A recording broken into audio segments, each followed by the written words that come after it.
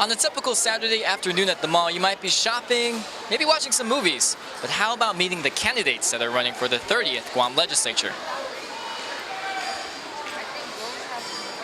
If you were there on Saturday, you'd notice the Micronesia Mall Center Court was saturated with signs and tables from those who are running during Newstalk K57's one-on-one with the candidates event with radio host Ray Gibson. But not only senatorial candidates were there. Democrat newcomer Jonathan Diaz, who was challenging incumbent delegate Madeline Berdalio, made his presence known. He says the many people he talked to on Saturday were dissatisfied with the quality of services from our nation's capital. And he plans to change all of that. My platform is really political status.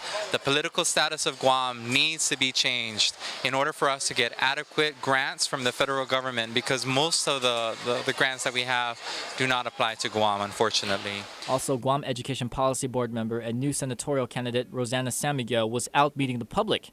And besides hearing about issues with Guam's high cost of living, she says if she gets elected, she wants to give more power back to the people, including education. Everybody always says education is number one, but you know, being a former, would-be a former board member, I do know the intricacies of what's really going on in GPSS, and I believe I can bring some sort of help find a solution for the problems they're having right now. One of the dozens of people that met with the candidates was Ha'ani Taitano. She says the main event was useful and expresses what issues she wants the candidates to tackle if they were to get elected into office. I see the schools, you know, we're having so many problems, and I just want to see a senator out there who will do what they say they're going to do and not procrastinate anymore.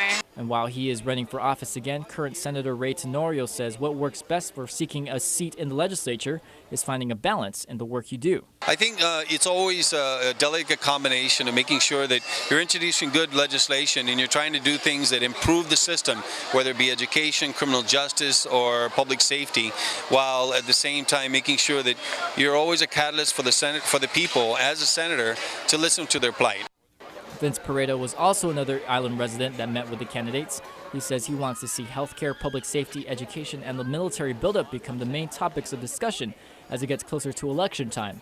But in the end, did the one-on-one event help him decide which candidate matches his beliefs on how to better life on Guam?